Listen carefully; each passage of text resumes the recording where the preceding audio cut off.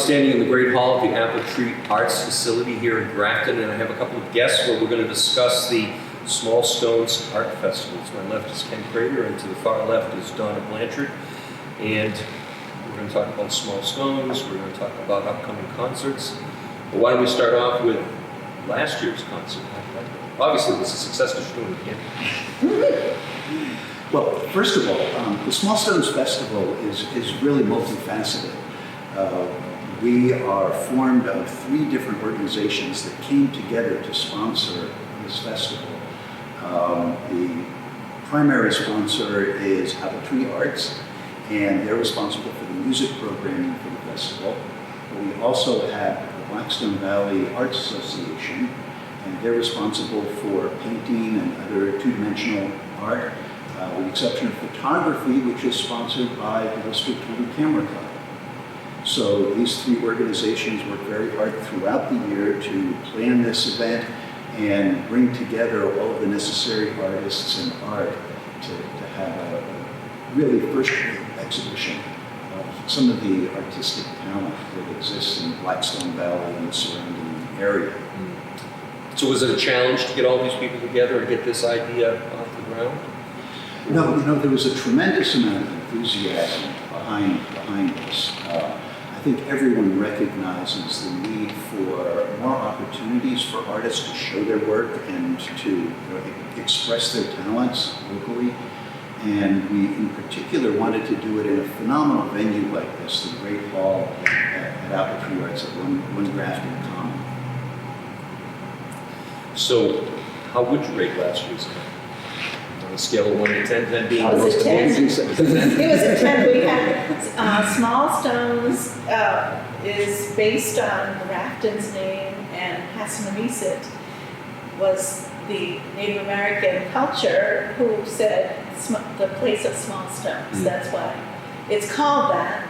And even in our premiere year, it was unbelievable. It was just unbelievable, the quality. And we have a book from last year that shows just all of the art and all of the people that participated. The steering committee is 8 strong and come to meetings beginning after the festival, all year long. So we know this one had about 160 more submissions than last year, and therefore the 144 pieces of art that are hung are really the cream of the crop, chosen by our jurors this year. So you have, if I'm not mistaken, you have separate judges or jurors for each of the categories.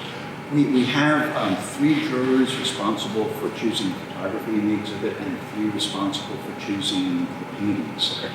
And we're exceptionally happy this year to have Jim Whaley, who is the longtime former director of the Worcester Art Museum, as one of our jurors this year. So that was quite a coup for us. And it's really our jurors that make sure that the quality of the art and photography that's represented in our exhibition is first rate. The jurors are very well known in their field and have a lot of expertise that they bring to bear. And they select, this year out of, it was 565 entries, they selected the 144 that are going to be in the exhibition. So it really speaks to the quality that people can expect to see when they come to look at the art this year. I have to say, though, that what's really exciting this year, what's new this year, is the expanded music program. And we have 2 major music events that Donna has been instrumental in helping us put together. And maybe, Donna, you could speak to the music during the festival. During the festival, the opening night will be the Kelly Clark Trio. Many of you know that from the Harvest Fair on the Common, but that group is wonderfully relaxing. And also, on Saturday, the Sutton Ukulele Strummers will be here, with flute performers later in the afternoon on Sunday. But specific to this year's festival, last year was just the first weekend. This year is the main festival. The art festival will be the 8th through the 10th that weekend. But those who are selected as the winners will be displayed throughout the week and then through 2 new concerts we're having this year on the Friday night after that original weekend. And the Friday night concert is a night in Bollywood.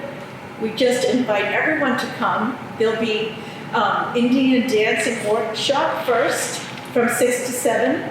There'll be light appetizers. Tickets are $30 and call in advance. And we know Din Check is the band, and they're that concert starts at 7:30, and that's New England's premier Bollywood band. And if you know Indian music, you will and even if you don't, it's a wonderful experience to come and see what that would be all about. That's Friday night. And then on Saturday, we're doing the first of the Claflin Hill Chamber Music Series here. Paul Sorokine, director, and the story is Stravinsky's The Soldier's Tale. So we, as Apple Tree Arts, are presenting a theatrical performance of that piece. The chamber musicians will be on stage, the acting will happen in front of them, and they will tell the story of how the soldier sold his soul to the devil. It was unfortunate. Yes. Yes. Yes, but it's very exciting. Very exciting. I know you'll enjoy it. Yes. So if you don't mind, can we go back a little bit before we come to the future, to the present? Yes. So where did you set the bar for last year's event? What were you hoping to achieve? And did it come out the way you wanted it? Well, last year we had music throughout the first weekend that was outstanding as well. I would never have imagined the display and how we had a high bar because we had very smart people that worked with us knowing how to do that right here. So the idea of making this book the very first year in the catalog and all things like that, I couldn't believe it. So this year, now the word has spread, I believe, to new artists and more regionally, even into New Hampshire and Rhode Island, I believe. So that's based on the success of last year. So to have 165 or so more submissions is amazing. Mm-hmm. This year, just the second year. So how quickly from the artist call going out to the public was the first piece around? Well, the art call started August 15th. So we had on the internet, there's a site where artists could go and they could sign up to have their work submitted to the jury to see if they could be part of the festival. And I believe that ended sometime in mid-September. Then our jurors went to work, and the actual art won't be here until just before the festival. There are a few days beforehand where we have intake periods for the artists to bring their work in. And at that point, the committee goes to work, and we have some people that have volunteered to do the hanging of the exhibit. We'll have panels set up throughout the Great Hall here, as we did last year, each of them lit up. So we really want to make sure that the art is given its due by having a nice venue and a nice presentation, well-lit presentation, so people will be able to enjoy it. Which brings to mind my next question. So when someone views a piece of artwork on the internet and they judge it for what they see, did you have any instances where the actual art piece is in the building and they thought, and maybe they had second thoughts? Or Well, I'll tell you what does happen, and actually did happen last year, is that there is some of that, in particular with painting, because painting is actually more than two-dimensional. Sure. You have the oil, the acrylic that gives it a depth, and seeing it in person very often is different from seeing a photograph of it online. Photography, it's a little closer. Photography, you can look online, and you can pretty much see how it's going to be. The framing and matting and so on do give it a different aspect. But it was in the art where the difference was a little more prominent. Now, I said that the jury looks online to decide who's going to be in the exhibition, but we also have prizes that are awarded during the exhibit itself. What happens is our jury comes in after the art is hung, and they go through the entire exhibit, and they choose first, second, and third prize winners in each of the 2 categories, and they also each get to choose their own juror's choice. And all of these get cash awards. So the first prize is $500 in each of the 2 major categories. So this is rewarding financially as well as emotionally rewarding for the exhibitors. And then, as far as the music goes, we have an idea for a main bond. Well, Elena Callaway Bolton is our music education director here, and she put forth the idea of a concert that would be multicultural during this week, and it's something that we wanted to do at Apple Tree Arts always. So we're just excited to be able to reach out to the various communities that live in Grafton, in Shrewsbury. We went to the Blackstone Valley Indian Society and said that this was going to be happening, and also we have friends at the Worcester Indian Society also that promoted the concert, and we would love to bring people of many cultures here on the same evening to enjoy music. It's just what we want to do in life, so we're very, very grateful that we had that opportunity. The Claflin relationship we've had for years, and Paul Sorkine teaches here. But the idea of doing a theatrical rendition of a musical event is new, totally new. It's very exciting for the risk and for the challenge of it all, but we have 4 adults that will be the leads, and then we have some students that are going to participate as townspeople and such. And we also collaborated with the Beats downstairs, the dance school, and they're offering some ballet dancers too. So that was fun to collaborate with various people doing that. And Donna's directing the project. And I'm directing the theater part of it. And it's wonderful. It's wonderful. I really enjoy it. So it's something that I'm looking forward to seeing how it all comes out. Right. Yes. I'm always excited when I see this stuff come in my email box, but I was especially excited when I saw the main follower, because Yes. I was drawn to the title and thought, wait a minute, what's this? And my first reaction was, it's a buffet.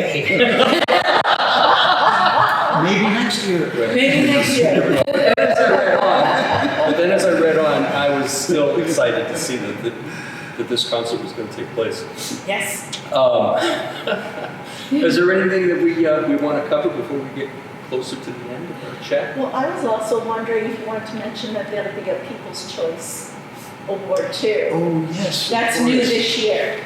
So that's wonderful. If you come and you particularly like one painting or one photograph, you get to vote. And then there'll be prizes for those who get the most votes. For the person who chooses the right ones. Yeah. So we're excited about that. We should probably reiterate the dates again. Yeah, I was just gonna do that, and if I leave something out, jump right in. Fantastic. So we start off on Friday, November 8th at 7 p.m. with the Kelly Clark Trio. And then we have the art exhibit on Saturday, November 9th, starting at 10 a.m. and running through 7 p.m. with the Sutton Ukulele Strummers. You can't have an art festival without ukuleles. No. And then we wrap everything up on Sunday, November 10th, running from 11 a.m. to 4 p.m. And that features the flute performers. And then the actual musical program features Friday, November 15th, a night in Bollywood with the band that goes by the name of Din Check. And then, of course, on Saturday the 16th, which is the musical production that you talked about. Tickets are available where? Online for Night in Bollywood. Lists are sold out. Call Apple Tree Arts, or you can get them online through Claflin Hill Symphony as well. But call us first and we can direct you to that. Also, our website, the Small Stones Festival of the Arts.org, has all the information about timing and where to park and things like that. So check out the website before you come. It's smallstonesfestival.org. Smallstonesfestival.org. Good. I think we checked everything off. I think so. Please come. Yes, I hope you get to join us. Yes. Did we mention that the admission to the exhibit is free? It's free. It is a key point right there. Yes, that's a key point.